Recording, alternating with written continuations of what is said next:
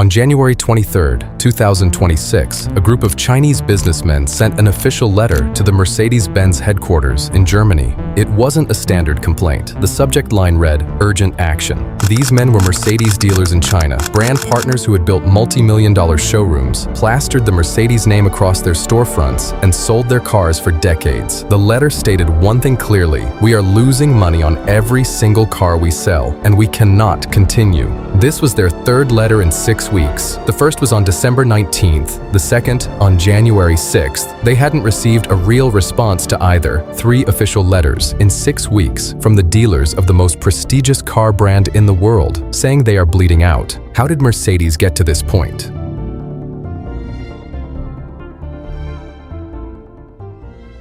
The answer begins 4 years before these letters, starting with a single decision that seemed, at the time, brave, necessary, and inevitable. But it triggered a chain of consequences no one saw coming. Strategic moves or strategic decisions that turned out to be not like the best.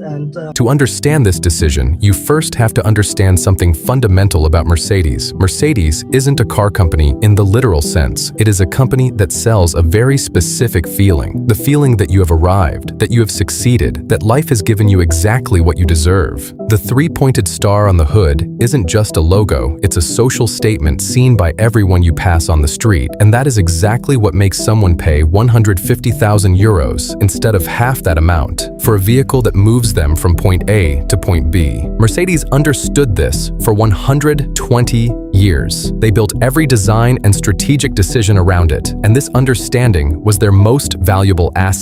Then came 2021. In 2021, the EV industry was at its absolute peak. Tesla's stock had surged by over 700% in 2 years. Investors were pouring billions into anything with a battery, and European governments were announcing strict deadlines to kill the combustion engine. In this climate, Mercedes CEO Ola Källenius stood in front of the cameras and announced that Mercedes would transition to becoming a fully electric car company by 2030, 100%. The decision seemed logical and necessary, but it carried a question that no one in that room asked seriously enough. If Mercedes sells a social feeling and not just a car, how do you transfer that prestige to an electric vehicle that looks nothing like any Mercedes the customer has ever seen? The answer to that question cost the company 5 billion euros. The man tasked with finding that answer was Gordon Wagener, who had risen to become the chief design officer. Wagener believed in something very specific when it came to EVs. He thought the new consumer wanted a car that declared its separation from the past, a futuristic car. Based on this belief, he designed the EQS smooth, aerodynamic lines to reduce drag, no traditional front grille, no standing star on the hood. Everything was designed to say, this is the future. The problem is, the consumer paying 150,000 euros isn't buying the future, they are buying prestige. And those two things are not the same. The numbers that followed were crystal clear. In 2025, BMW sold 2.5 times as many EVs as Mercedes in the exact same category and markets. The core difference was simple. BMW designed their EVs to look like BMWs. Mercedes designed their EVs to look like they weren't Mercedes. But the most devastating number wasn't in new car sales, it was in the used car market. The EQS lost nearly 50% of its value within 12 months of purchase. This number destroyed the entire business model, because most Mercedes buyers rely on leasing. When a car loses half its value in 1 year, financing companies refuse to lease it, shutting down a massive, essential sales channel. The result was inevitable. Mercedes halted EQS production, scrapped billions in investments, and decided that future generations of their EVs would be designed to look exactly like traditional Mercedes cars. After 5 billion euros, Mercedes was back to square one. But while this disaster was unfolding in Europe and America, a different story was brewing in China.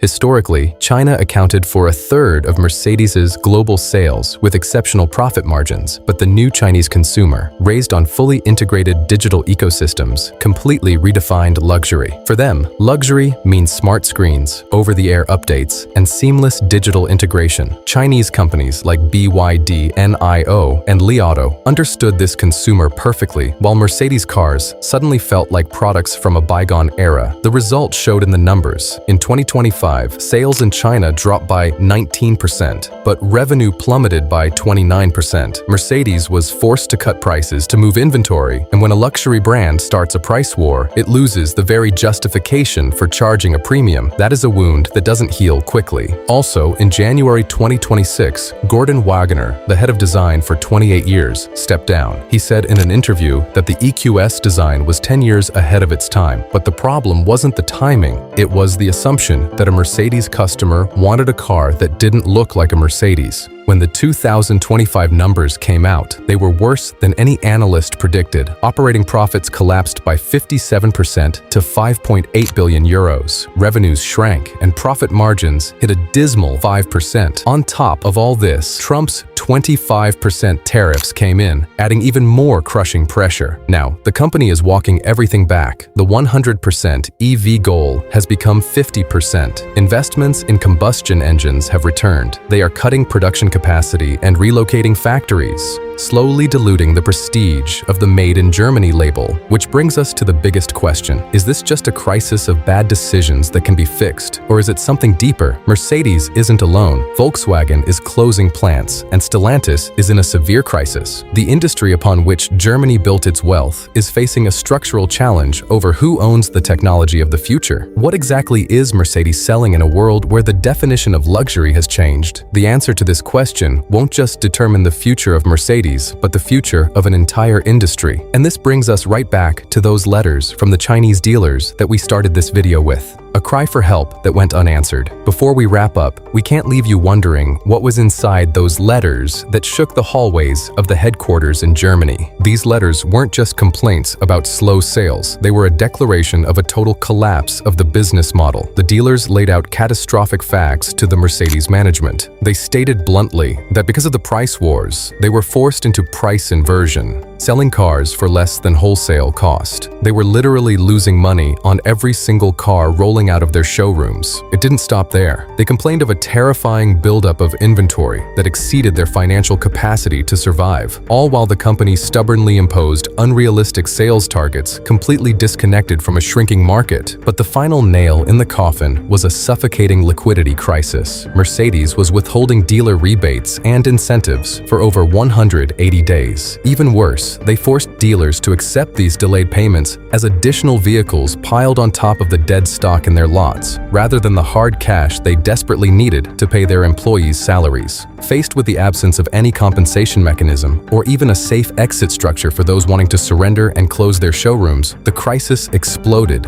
This is why the letters escalated into a desperate scream. The story started on December 19th, when they wrote to the local management in Beijing, demanding a fair inventory cap and their delayed money, only to receive a cold, bureaucratic response. By January 6th, they had had enough. They bypassed the Chinese management entirely and emailed the global headquarters in Germany directly, but were met with silence and confusion. Since being ignored was the recurring theme, they fired their final shot on January 23rd through their fiercely worded, urgent action letter, demanding the headquarters step in immediately. Now, you understand why this crisis happened, because the decisions made in Stuttgart back in 2021 produced cars that the Chinese market rejected. That rejection turned into dead stock, then into price wars, and finally into dealers selling at a loss and writing distress signals. The dealers' letters weren't the beginning of the crisis. They were its logical conclusion. If you are interested in reading the numbers and reports we relied on for this episode, I've left a link to the full document in the description box below. And if you enjoyed this kind of deep dive analysis that uncovers what happens behind the scenes of major corporations, don't forget to subscribe to the channel and hit the bell icon so you don't miss our upcoming videos. Let me know your thoughts in the comments. Do you think Mercedes can reclaim its prestige? Or is the era of German automotive dominance officially over?